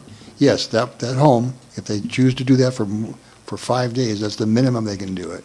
So they can't do it less than that. So if it's 5 days or more, they are supposed to register with us. But again, if we have a homeowners association, we could write that in there that they could, in fact, If you do have that. what's called a homeowners association, which Right. exists under the state law, you are in control, and we will not do that for you. Okay. We would want you to control your own destiny, because we find HOAs and condos like to control their own property. They don't want the city meddling with it. Right. You know what you want that serves you best. Okay. For how many people, like, for example, if they're doing that once a year for 7 days, that may be okay with your rules. Right. Okay, thank you. Sean, name and address again, please. Yes. Sean DeRosa, 408 Southeast 5th Street. With regard to the repeat violations, I heard Mr. LaFerrier say that the violation had to be closed out. It could take 6 months to 2 years to 5 years before you could cite the person as a repeat violator. Is that something that does that make sense to you all? Is that logical? And secondly, is that something that we can address when we do amend the ordinance? With regards to establishing another phone number, if these are going to become quasi-judicial matters, don't we need a documented paper trail? We want to just start leaving phone messages in the abyss on something like this. I think that sets the wrong precedent. If someone needs to call someone, call 911. You know, you just said Chief Marks is going to help us. Chief Marks has heard from me. He heard from me that week when he had to be sending officers over there from 2 a.m. to 5:30 a.m. So I think that's the wrong approach, just to say, here's a phone number and call it. I call code enforcement right now. There's like five different prompts. Push this if you need that. Push that if you need this. And then who verifies and confirms that that was even picked up? So I think that's the wrong approach here right now. I think if there's going to be a complaint pertaining to these vacation rentals, it needs to be documented, verified, and confirmed. Also, when they register with their application, the agent that's representing that property, there should be an email address on that, so we can copy them so that we can prove that we did notify them. Right now in the current ordinance, you give them like 4 hours to remedy the matter. That's inappropriate. If you went to a hotel and someone's noisy in the next door room, they get security in that hotel up there in a matter of 15 minutes. You know, if I'm trying to enjoy the quiet enjoyment of my home at night or during the weekend, I got to wait 4 hours? Are you kidding me? It shouldn't be any more than 30 to 45 minutes. You're running a business there. You need to handle it and allow for the people that are there before you in a single-family residential community. We were there before vacation rental to enjoy the quiet enjoyment of our homes. 4 hours doesn't make sense to me. And pertaining to the noise, just call BSO. Call BSO. So is there any punitive remedy to that? Do they get fined $500 for noise? If I have steak bones in my backyard thrown, like I've had, or cigarettes repeatedly thrown in my backyard, is there a fine for that? Or is it, oh, just send an email and we'll try to get to it? I mean, these are things you have to think about. I mean, you don't realize it. When people show up at these places, they have no respect for the neighbors that are next door. Who throws cigarettes over the neighbor's fence? Or throws steak bones over the fence, or throws gum over the fence? It doesn't make any sense. And I've sent you photos and all this. Thank you. Just going to say that one of the reasons why we're having this workshop is to hear what everybody is saying. So go ahead, Candido. Candido Sosa Cruz, Assistant City Manager. Good evening, Mayor, Commissioners, residents. I just want to add a little bit more of what Eric Walton said earlier. As far as addressing short-term rental violations and any other code violations, we have 5 code compliance officers that are designated 5 different zones of the city. On top of that, we have a supervisor, and then we have Eric Walton, the manager. On top of that, we have an assistant director for the department and a director of the department. So we have a full team addressing not just all violations, but in this case specifically, short-term rental violations. The manager's office, in which I'm in, and the city manager, we also address any and all violations, complaints, concerns. As far as short-term rentals goes, it's a team effort. It's a team effort that involves code compliance, the planning and zoning employees, the building department, the building inspectors, the police department, the fire department, and some of the future plans we have include having more technology in which you could go either on an app on your phone, report the violation, or search to see if a property has violations or has an actual license. Additionally, part of our future plans is to go to all the homeowner associations, meaning the team that involves planning and zoning, building, code compliance, BSO, and explain what we're explaining today. Because a lot of the questions we're getting, the city doesn't have any oversight as far as the homeowners association. But there are other things that the city does do, which is address noise complaints, address parking violations, address any other violations that comes with the short-term rental activity, but not directly involves a short-term rental violation. So I just want everyone to know and to be aware that this is a first step of a multi-step approach in addressing any and all violations. I want to meet with this gentleman because it seems like there's a lot of violations that he's aware of, and I want to make sure that we are providing that high level of service that we keep saying we're doing, but if someone is not experiencing it, then it needs to get to the manager's office so we could directly see where are things falling off and not being completed. So I want to say again that this is just the first step of a multi-step approach in addressing short-term rental violations and any and all violations that residents are witnessing and experiencing in the city. Thank you. I just want to add one thing just real quickly. And there was a comment made that when something like this happens, you should call 911. Please do not call 911 for these issues. 911 is for emergencies. I just want to make sure that that's out there. And Excuse me, Mayor, I object to that. 2 o'clock in the morning? I understand. Okay? I object to that. But that's fine, but 911 is supposed to be for, it's for. So what is that? At Please. 2 o'clock in the morning? Hold up, sit back down. Sit down. You need to sit down. You need to sit down. Okay, there's no arguing in the gallery. If you're going to continue arguing in the gallery, we will have you removed. Just want to make sure that people understand the real purposes behind 911. Chief Marks is more than welcome to address that if he'd like.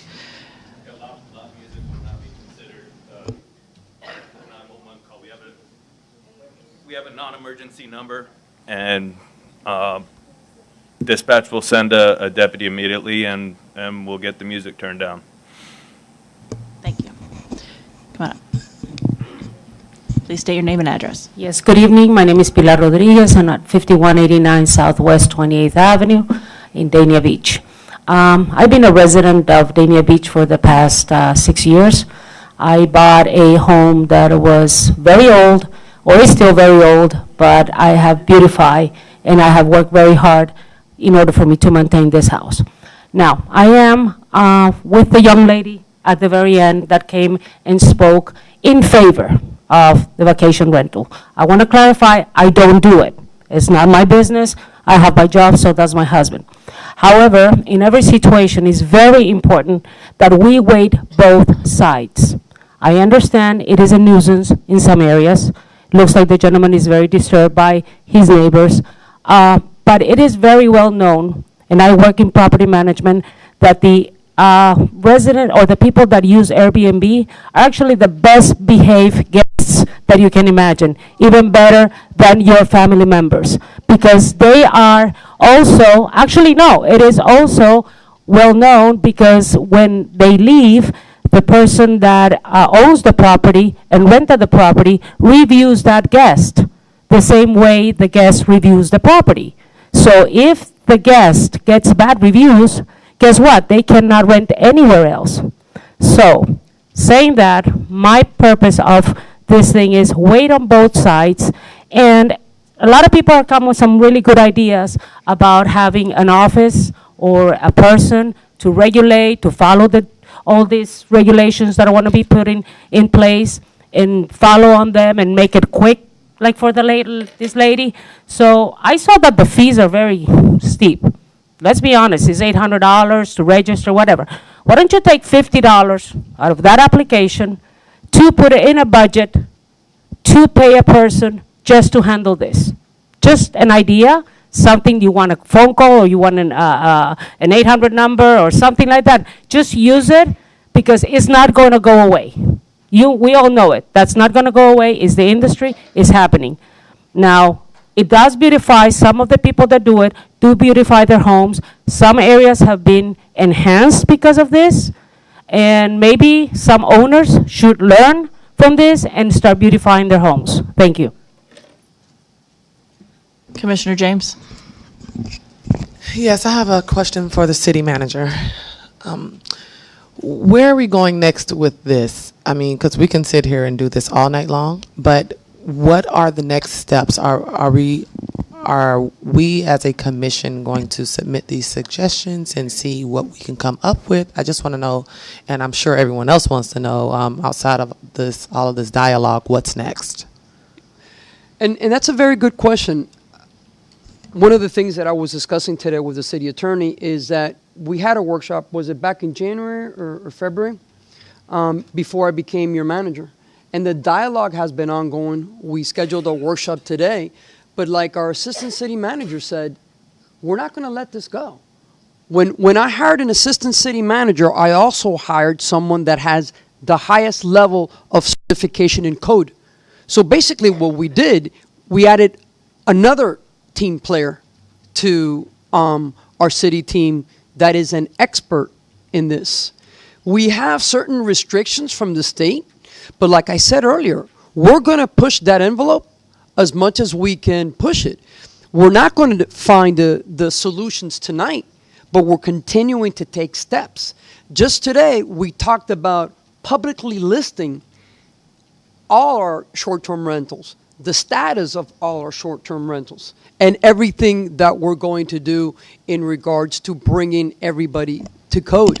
But it didn't start today, and it's certainly not going to end today. So where are we going?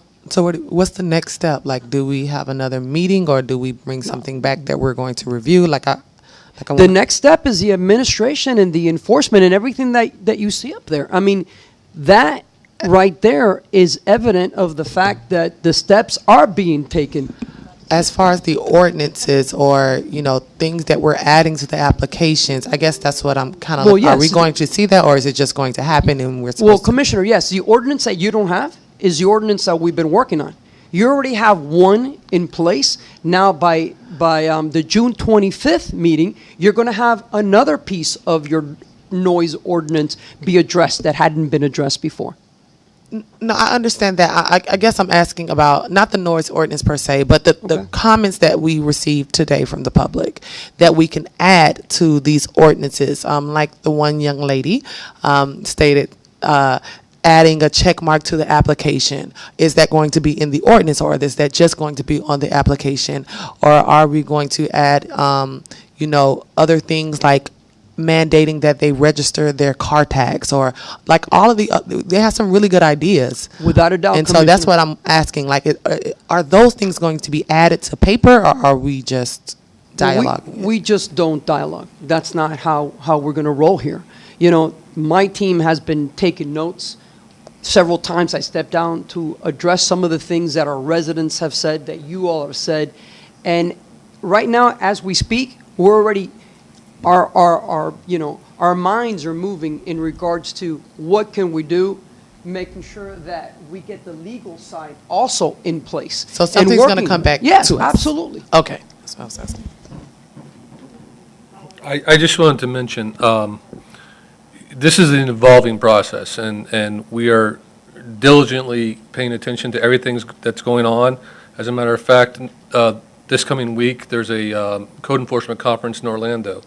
We have an officer attending that, and the officer is actually sitting on a board for a workshop on vacation rentals, and he's going to be bringing a lot of information back on what other jurisdictions within the state are doing and how they're dealing with certain situations and what we do, so we can just compare.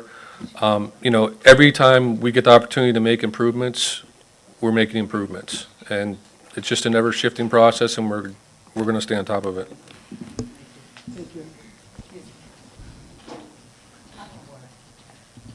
One more. State your name and address again, please. Luis Velo, 2850 Southwest 54th Street, the estates of Fort Lauderdale. One question that I wanted to ask. Paper trail is extremely important, and I find that the city of Dania at the moment does not have complaints online, which are really recorded, and you have a paper trail, and it's given to the code enforcement officer to follow through. They're doing it by a phone call. That's word of mouth. So when is the website going to go up to date? Actually, we do have an online complaint link on our website. Okay, so we're going to do which it's been there for years. You can submit a complaint.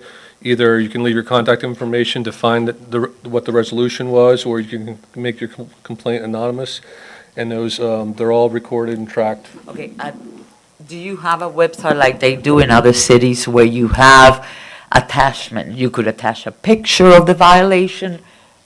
Do you have that? Because I don't think so. Currently, it's limited on what you can attach. It's basically a form that you can fill out.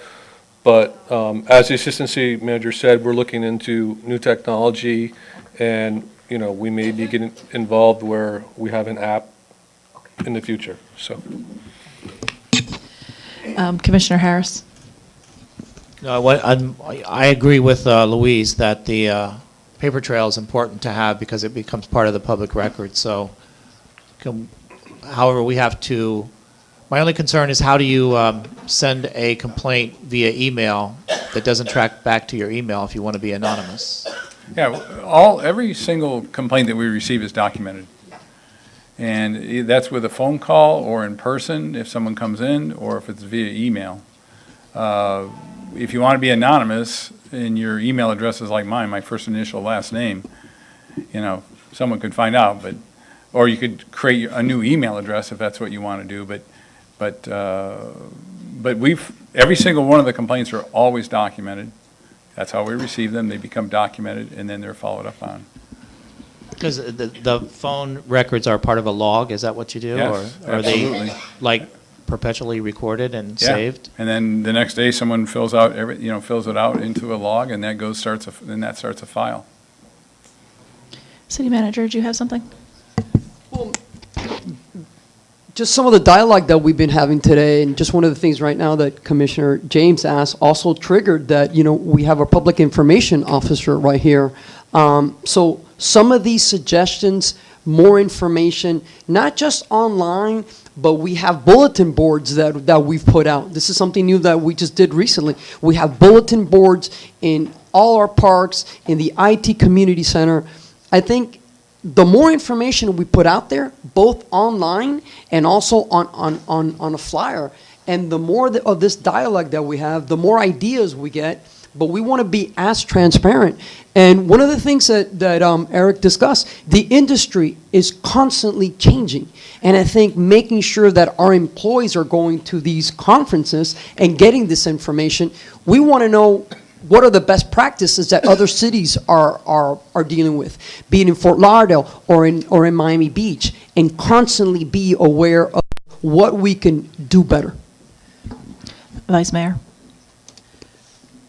Just speaking to the code violation complaint form, it's really buried. Even with my good glasses on tonight, I mean, I can't even find it. I mean, I found it, but it took me 8 minutes, and I'm the vice mayor, so that's probably weird. And then when you go on it, it's really not a great form. There should be something on there that there is things that allow you to upload 3 files, but it could probably be better done and include something that says, so it says type of violation, something about, you know, vacation rental or whatever. So I think we need to take a look at that, and then we need to look at where it is on the page. It's buried, it's the 4th thing on the page. If I'm, you know, again, not wearing the good glasses, you're going to have a hard time finding it. There's nothing that makes it stick out. And honestly, if I'm looking at the code compliance website and I'm just a resident, I'm probably looking because I want to complain about something. So that should probably be at the top, very visible and not Agreed. buried. So if someone could make that note and fix it, that'd probably be helpful to some people. Very good. Come on up. Please state your name and address. Alina Capuzzo, 4437 Southwest 27th Terrace. I just wanted some clarification about that the homes that are approved are going to be posted on the website so we can check. I just found out, I haven't even moved into my home yet, but the homes on both sides of me are going to be vacation rentals, I've already found out. So I'm glad I came tonight because this is a lot of information, but I just want to make sure that I have the right place to find out. Too late, I've already invested way too much in it. I think you live on my street. I didn't know that either. Okay, anyway, go ahead. All right. Yes, they are going to be online. Go ahead. So they will be posted? Yes, they will be posted online.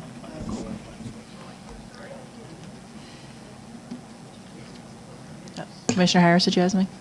Oh, I was just going to say that this is probably the good time to monitor this. As everybody knows, at the end of the year, we're going to have Super Bowl here, and anybody who has some kind of property, there's like 125 different rental sites now. There could be 135 tomorrow, and there could be 200 by the end of the year. So, Commissioner James just said something, and this is part of the problem that our hotel occupancy rates are down, is because people are turning to short-term rentals because they're cheaper, and budget travelers are going to look at that. So it's good that we're getting a handle on this now. It's not going to happen tomorrow, but within the next 2 weeks, we should have some definite changes and some improvements on what we're doing here. So thank you all for coming. Come on up, Linda. Please state your name and address. Hi, I'm Linda Wilson. I'm an interloper. I live at 1547 Adams Street in Hollywood. But I want to first of all congratulate you on the ordinance that you did pass, because we've been struggling for 11 years in Hollywood, and because we didn't get in before the state took away, we're suffering that right now. Your ordinance is very well written. I don't know how well it's enforced, but people were asking about what's supposed to happen on your rental agreements. You're supposed to have agreements with the owners. You're supposed to have the names of the people who are there. You're supposed to have the license plates of the cars. You're supposed to have all of this and sufficient waste accommodation and whatever, but is it actually being enforced? I want to bring up a few points on impacts of these BRB and whatever rentals, vacation rentals. Your impact on your legitimate hotels, motels, and tourist accommodations is extremely negative, because for the price of a monthly rental, these vacation rentals are getting this per week or less. So they can have $100,000 fines. They're still getting a month's rent for a week or for 5 days or for a weekend. So they don't care. And if it takes this long to enforce, the law, then you're banging your head against the wall. There has to be a better way of enforcement. Tourism, this is not improving your tourism. It is actually downgrading the level of tourism that you're getting. When you get 10 or 16 or 20 people in a 3-bedroom or 4-bedroom house, obviously the neighbors are going to be impacted on it. You have the noise, you have the garbage. I'm sure you have resources that are being stretched by your utilities, your water, your sewer, all of that is being impacted. Electricity use. Now, real estate people, they should be very conscious of this. They are selling these homes to investors. Investors who are buying below the market price. You are removing residential properties, affordable residential properties, from people's ability to purchase. These people are investors. They don't care. They don't care. You're losing taxes because many of them still have homestead illegally. In my neighborhood, I check anything I think is being a vacation rental. And if it still has a homestead exemption, I call Marty Kier's office and report them. And I don't care if I'm on file or not. It's wrong. It's absolutely wrong. And it's up to every one of us as residents to be vigilant. If you want to keep your neighborhood as a single family or residential neighborhood, you got to be vigilant. Nobody can do it for you. And now, if you haven't read the weekend's newest vibe on this, now you're going to have rental cars from private owners as vacation rental cars by the hour, by the half day, by the week. How are you going to regulate this? Do you realize the impact that you have on the insurance companies, mortgage lenders, people who are buying houses, even if they buy them as a single-family resident, their mortgage is to that individual. They're not being mortgaged as a commercial. The insurance is also same thing. The impact is wide-ranging, and you've got to find some way to get it under control. Thank you. Thank you, Linda. Commissioner James? Yes, one last thing, only because we have the marina. And I actually, a year ago, went with a friend on an Airbnb boat. Are we looking into anything like this? Does this not affect us at any rate with Airbnb boating?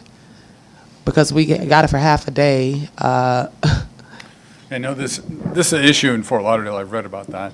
In Dania Beach is a much more limited geographic area where this could happen, but our ordinance doesn't regulate vacation rentals on vessels.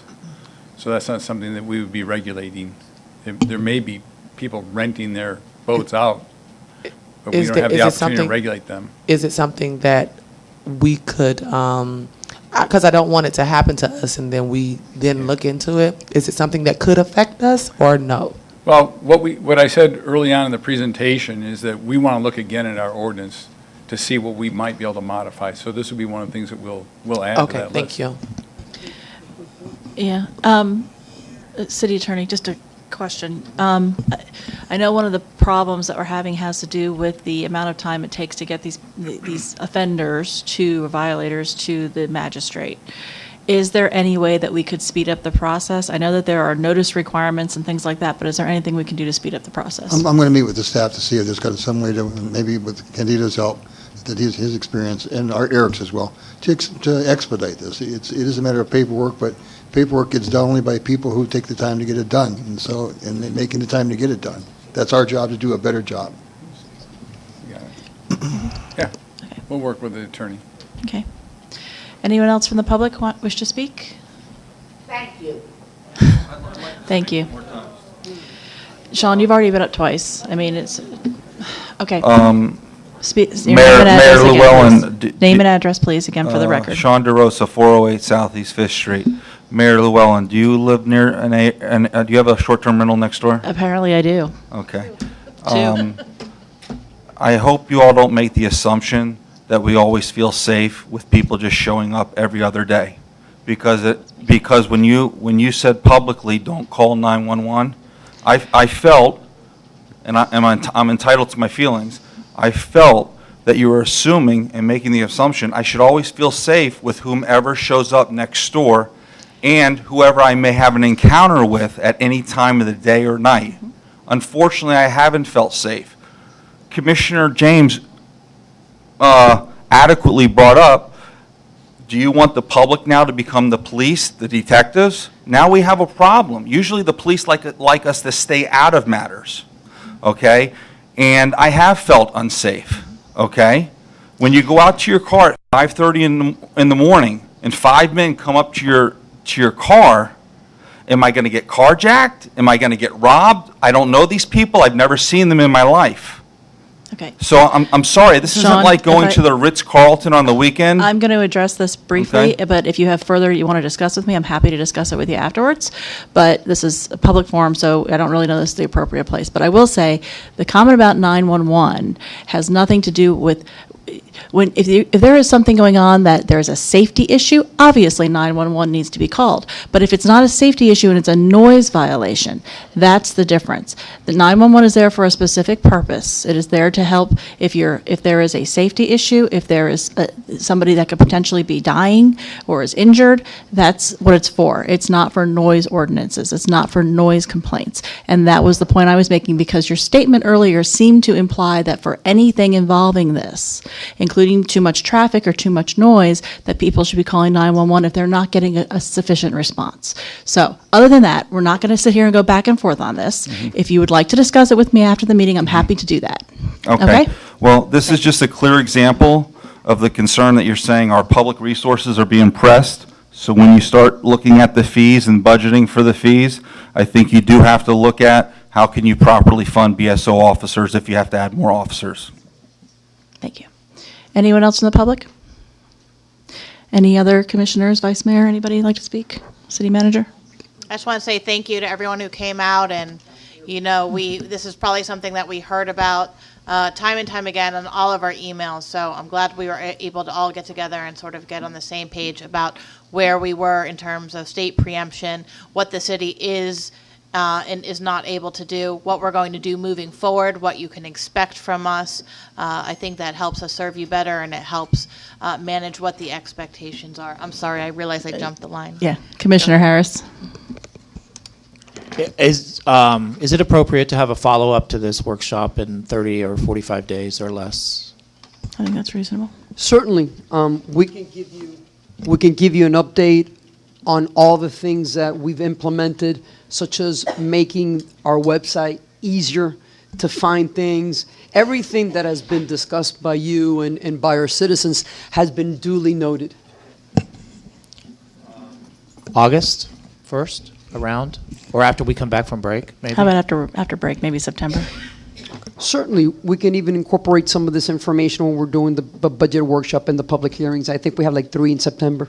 Because if it's a fact that we need additional personnel, then it would come under the budget hearing for funding. Yes.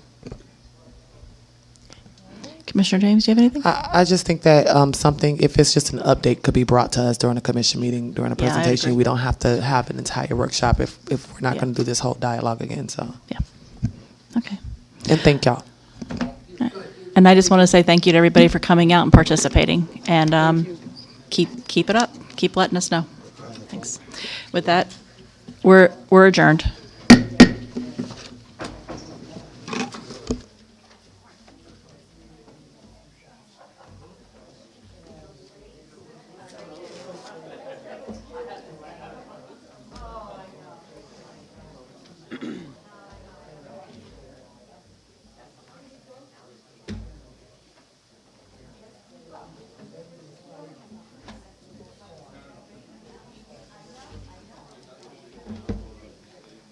Alrighty then.